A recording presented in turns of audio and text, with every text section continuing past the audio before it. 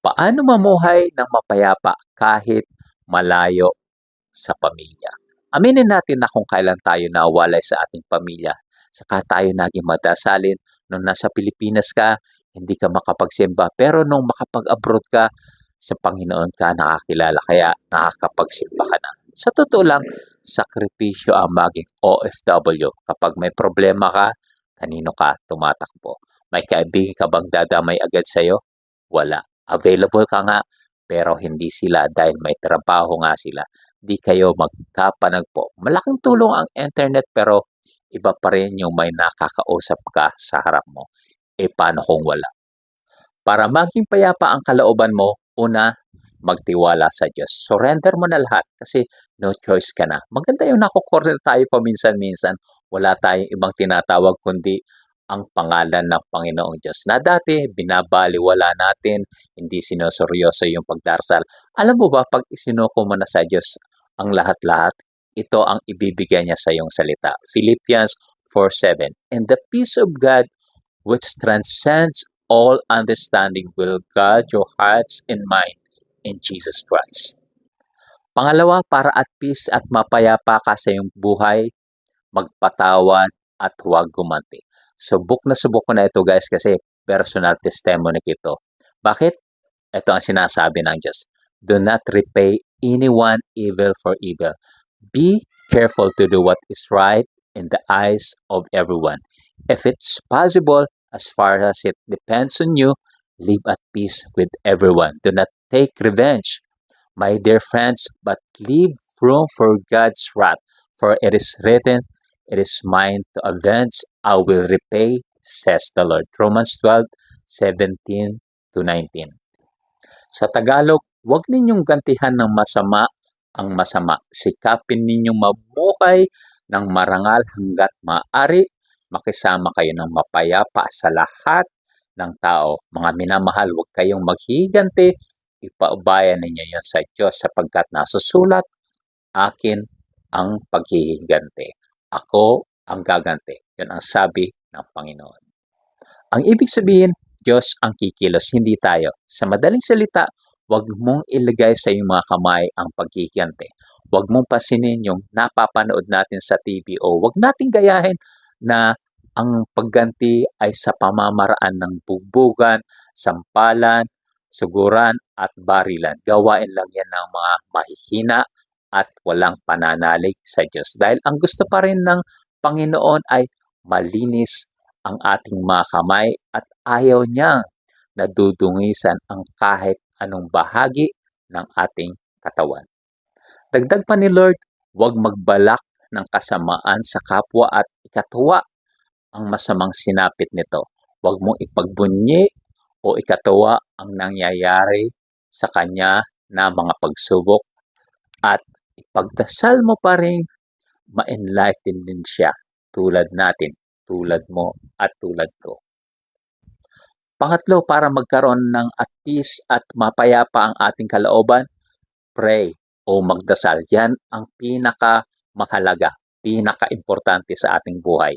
Huwag mo ipagpilitan sa sarili mong talo ka at mahina ka. Kailangan mo talagang manlaban, hindi sa physical, kundi sa kalooban. Kailangan may tapang kang gawin ang tama at tibayan ang ating dibdib. Lalong-lalo na sa ating mga OFW kasi minsan ang nagpapahirap sa'yo hindi ang amo o kumpanyang pinapasokan mo, kundi ang mga taong nasa paligid mo.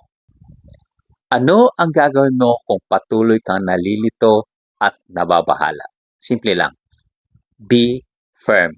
Ang pagtitiwala sa pagkilos ng Diyos sa buhay mo ang siyang magiging sandalan mo. Ipagkatiwala mo sa Kanya ng buong buo nang walang maging puwang sa puso mo ang pagdududa mo. All out, bigay ang pananampalataya mo o dapat bigay na bigay ka sa pananampalataya mo at saka mo lang maranasan ang ganap niyang kapangyarihan, yung walang duda. Oo, sa una magdududa ka, may inip, may tatanong mo pa ngang, may Diyos ba talagang kumikilos sa buhay ko? Nandyan ba talaga siya? Pero ito ang sekreto na hindi naman talaga sekreto. Number 4, na kung gusto mong maging at peace o maging payapa ang iyong kalooban. Ito uli, number 4, patience, matutong maghintay. Dahil ang Panginoon kung sumagot ay hindi advance at hindi rin delay. Laging perfect timing kung kumilos ang Panginoon. Alam mo ba na kahit hindi mo pa binibigay ang buong tiwala mo sa Panginoon ay nararanasan mo na ang kanyang mga blessings? Itanong mo sa sarili mo kung nasaan ka na ngayon. Nasa abroad ka na, may trabaho, naghihintay ng sweldo para maipadala mo sa pamilya mo, maibigay mo ang pinaka-the best sa kanila. Isipin mo na lang yon. Nauna ka na, ang dami pang nakapili sa recruitment agency, mga naghihintay, yung iba, milya-milya pa ang nilalakbay, yung iba na swindle, yung iba na loko.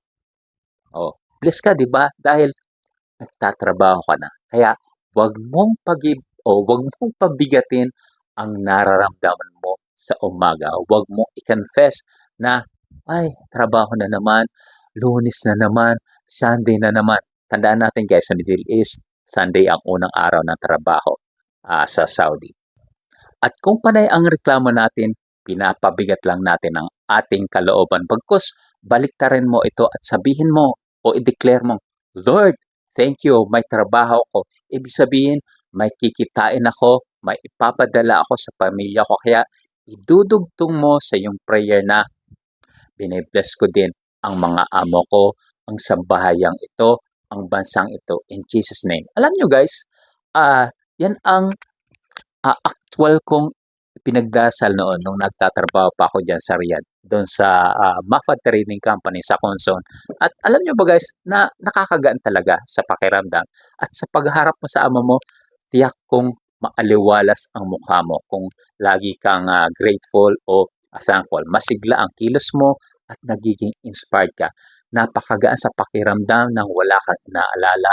Talong-talo mo ang mayayamang nakaupo sa malalambot na sopa, ngunit tumatanda sa pag-aalala. Subalit, maaari namang makamit ang lahat ng estadong iyon. Mayaman ka na, payapa ang kalooban, wala kang inaalala, masaya ka at may pera ka pa. Sa pilang lang ng Diyos, pwede mong makamit yan. At di ginugusto ni Lord na naghihirap tayo. Ang gusto niya, mayroon tayo ng lahat ng bagay, ng pangangailangan natin para makatulong tayo sa mga nangangailangan sa ating kapwa.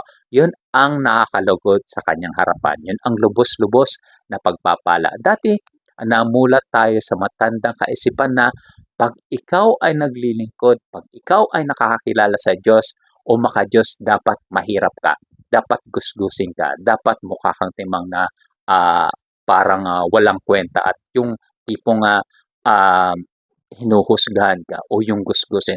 Di ka dapat namumuhay sa kasaganaan, sa karangyaan. Maling-mali ang katuroang yan. Paano ka magiging blessing sa sarili mong pamilya at sa ibang tao kung ikaw pa mismo ang nagiging pahirap o pabigat sa kanila? Na halos lahat ng pangangailangan mo ay sa kanila ang punta mo. Kaya tama lang na magsikap tayo dito sa ibang bansa, kumita ng marangal at ugaliing magpasalamat sa Diyos araw-araw. See you guys and God bless you all.